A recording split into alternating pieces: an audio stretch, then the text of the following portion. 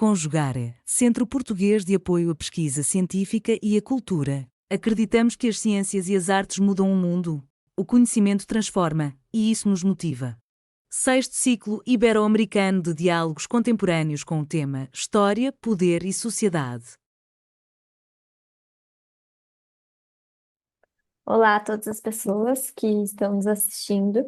Eu me chamo Alina Nunes, eu sou doutoranda em História e junto com a Lara Lucena Zaki, que também é doutoranda em História, hoje a gente vai então apresentar o nosso trabalho que tem como título Tempo, Memória e Geração no Compartilhamento de Experiências sobre a Repressão Ditatorial Brasileira, uma análise crítica em redes sociais a partir do filme Ainda Estou Aqui. Bom, o nosso trabalho, então, ele faz parte do projeto Internet Segura com Perspectiva Crítica de Gênero e do projeto Misoginia, Gênero, Emoções e Política nas Redes de Mídias Sociais do Brasil Contemporâneo. Então, são dois projetos do Laboratório de Estudos de Gênero e História da UFSC, né, da Universidade Federal de Santa Catarina, que são financiados pela FAPESC. Então, a partir das leituras que a gente tem feito nesses projetos, do contato com as bibliografias e com outras pesquisas, a gente acabou entrando em contato com um acontecimento, né, nas redes sociais em novembro de 2024, que foi a postagem viral de um relato, né, de um testemunho da Maria Petrucci sobre o pai dela, o Sérgio de Azevedo, que foi um preso político pela ditadura militar brasileira. A partir do depoimento da Maria, então, outros depoimentos começaram a circular e a gente, então, começou a se perguntar, né, sobre as possibilidades e limites das redes sociais, intencionar os contextos históricos, né, sobretudo a partir dessas disputas de memória, em relação aos acontecimentos da ditadura militar. E também a gente quis pensar as particularidades das fontes digitais nesse contexto. Então, a partir disso, né, a gente pensou as principais problemáticas para a realização da nossa pesquisa, do nosso trabalho. Então, nossas três principais perguntas foram: como os relatos no TikTok se inserem nas disputas de memória da ditadura? Se esses testemunhos digitais tensionam os silenciamentos históricos? Quais os limites e as possibilidades dessas práticas, de memória? A gente acha importante falar um pouco sobre o contexto de lançamento do filme Ainda Estou Aqui, que ele foi um filme dirigido pelo Walter Salles e foi publicado justamente em 2024, que foi o ano que marcou os 60 anos do golpe civil-militar. O filme é baseado no livro, né, de mesmo nome, Ainda Estou Aqui, escrito pelo Marcelo Rubens Paiva, e o livro ele é publicado em 2015, um ano depois dos 50 anos do golpe civil-militar, justamente dentro da esteira desses debates que emergiram, né, dessas disputas que emergiram com o trabalho e com a publicação do relatório final da Comissão da Verdade em 2014. Então, o livro ele está inserido nesse contexto e o filme ele está inserido nesse contexto dos 60 anos do golpe, né, 10 anos depois, em que está presente distintas disputas sobre a interpretação da ditadura, sobre o passado da ditadura, e é justamente nesse contexto que essas obras são lançadas, né? Esses contextos de efemérides, né? E dos aniversários redondos do golpe civil-militar, que normalmente são momentos em que suscitam muitas produções culturais, balanços historiográficos, debates públicos a respeito da temática da ditadura. Aí a gente queria chamar atenção sobre a temática do filme, né? E sobre a dimensão testemunhal que o filme tem. O livro é escrito pelo Marcelo Rubens Paiva e conta a história do desaparecimento e assassinato do pai de Marcelo Rubens Paiva, o Rubens Paiva, que era ex-deputado e engenheiro, e que foi assassinado, sequestrado e assassinado e desaparecido pela ditadura militar. E o filme vai falar justamente a história dessa família diante dessa situação, né? Focando bastante na Eunice Paiva, que era a mãe, que tem essa centralidade na narrativa, né? Ele tem esse caráter autobiográfico e biográfico e vai passar por temáticas que envolvem o trauma, o luto, essa dimensão testemunhal, a questão das políticas de memória sobre a ditadura.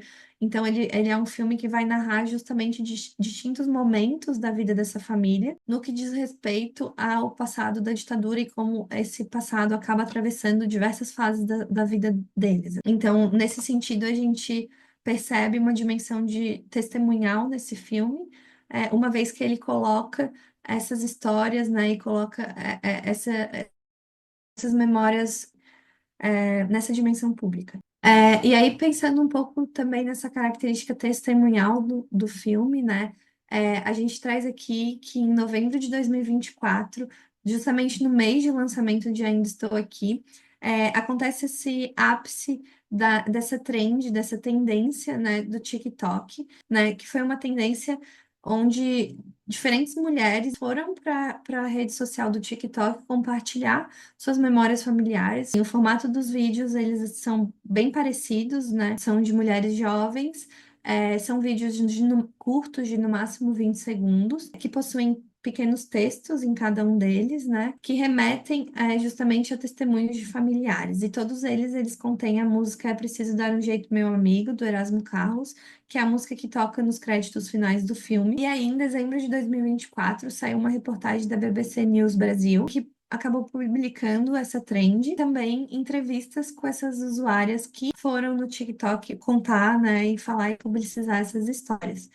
Bom, então, só para mostrar um pouquinho como que a gente sistematizou a nossa análise, né? Apesar da gente ter encontrado outros vídeos que traziam esses relatos, esses testemunhos, a gente optou por escolher 4 vídeos para essa análise. A gente colocou, então, quantas reproduções, o número de reproduções, o número de curtidas, o número de comentários, o de salvamentos e o de compartilhamentos, para tentar entender um pouco melhor aonde que esses vídeos chegaram, né?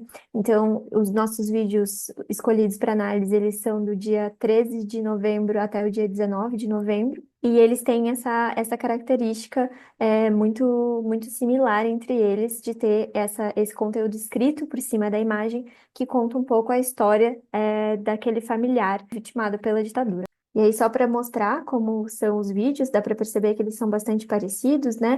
Essas mulheres jovens, então, elas filmam o rosto delas, e por cima elas colocam o texto, sintetizando um pouco a história desses familiares. A Maria Petrucci e a Luana Ungaretti, dá para ver que elas mostram fotografias dos pais, na época, né?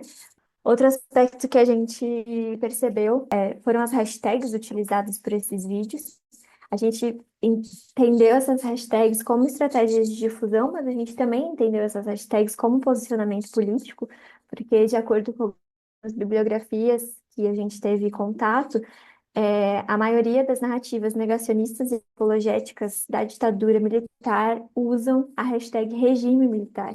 Outro aspecto que a gente percebeu foi o uso de hashtags como FYP, ou For You, ou Explore. Os vídeos que usam essas hashtags, eles acabam sendo recomendados na aba para você do aplicativo. E eles têm, então, essa intenção de furar a bolha algorítmica. Isso foi bastante interessante de perceber, né, desse intuito dessas mulheres de chegarem até outras pessoas que não necessariamente têm interesse nessa temática. E aí, uma última análise em relação às hashtags foi que o vídeo número 2 ele não usa nenhuma hashtag, e isso faz com que ele tenha menor alcance, mas também faz com que ele tenha menor conflito nos seus comentários, né? Então, o menor número de visualizações e interações faz com que exista uma menor incidência de discursos de ódio negacionistas ou apologéticos à ditadura militar.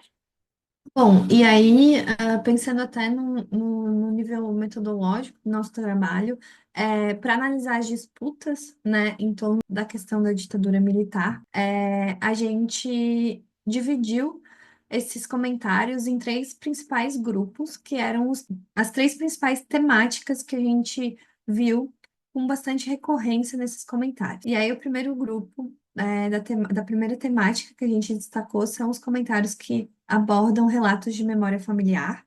O segundo grupo foram os comentários que tratam da questão do trauma geracional e intergeracional. E como terceira, né, categoria, foram os comentários que trataram de negacionismos, relativismos, distorcionismos, e inclusive de discursos de ódio e discursos elogiosos à ditadura. A respeito dos comentários que trataram de questões relacionadas a relatos de memória familiar, a gente percebeu que muitos usuários foram para esse espaço dos comentários relatar histórias dos seus avós, pais, bisavós, que foram perseguidos pela ditadura. E aí, em muitos desses comentários, a gente vê o compartilhamento de histórias de resistência, de militância, da própria repressão, do silenciamento, dos esquecimentos e também do luto que envolve essa memória da ditadura militar. Também a gente achou interessante que a recorrência de relatos de pessoas que falaram, né, sobre parentes que eram militares durante a ditadura e que, por isso, né, elas mencionam que esses familiares, eles continuam em silêncio, ou que têm vergonha, ou que têm algum certo desconforto em falar sobre esse passado da ditadura. E esses vídeos, né, em sua dimensão testemunhal, eles acabam também incentivando outros usuários a compartilhar suas próprias histórias.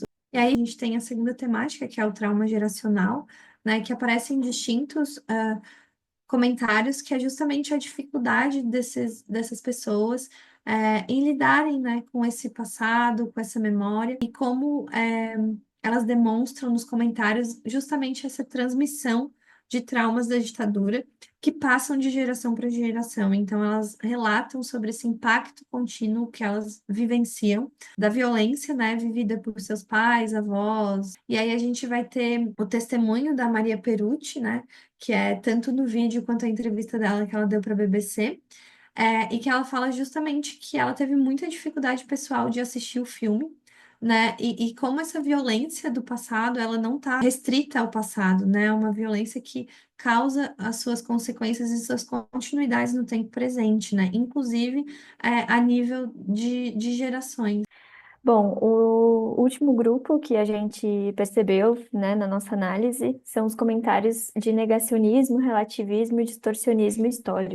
Então, são comentários de distorção histórica que negam a ditadura ou justificam a violência estatal cometida, né, pelos militares no período. Na maioria das vezes, eles estão associados também a comentários que propagam discursos de ódio.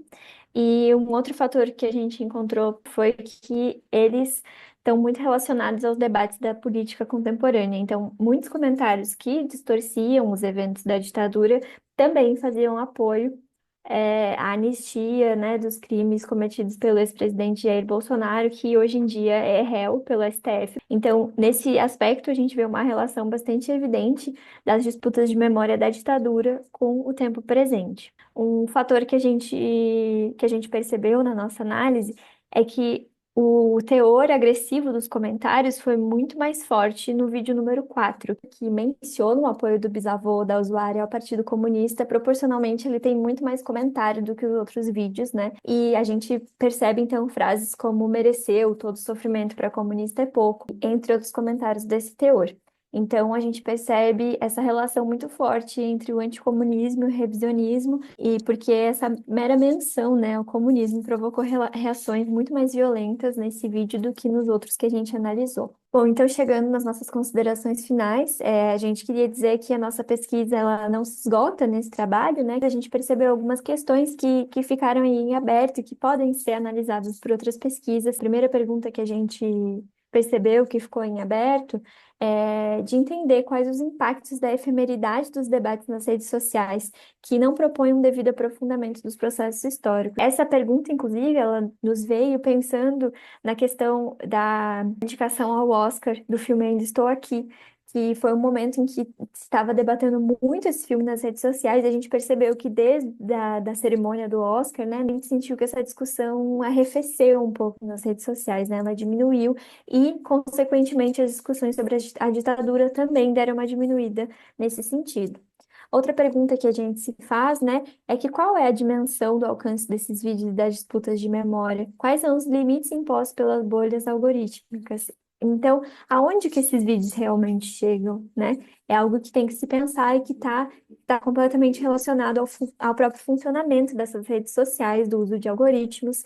Outro aspecto nesse sentido da dimensão do alcance é pensar, inclusive, a própria dimensão do acesso relacionado à desigualdade social, né? Quem que consegue acessar a internet no Brasil e como se consome, como se acessa essa internet no Brasil? Outra questão que nos veio é a relação entre a propulsão de discursos negacionistas e distorcionistas históricos, a multiplicação de redes de extrema-direita no mundo digital e a falta de regulamentação para o uso na internet do Brasil. Essa é uma questão que vem sendo estudada por vários pesquisadores e que a gente acha que faria muito sentido pensar ela junto à nossa análise também. Essa foi a nossa apresentação e a gente gostaria de agradecer muito a atenção de todos e todas. Muito obrigada. E só para frisar que no trabalho completo a gente aprofunda um pouco mais as discussões que a gente apresentou aqui, só um recorte da pesquisa. Realização: Conjugare, Centro Português de Apoio à Pesquisa Científica e à Cultura. Inscreva-se no canal, comente, curta e compartilhe. Obrigado por assistir.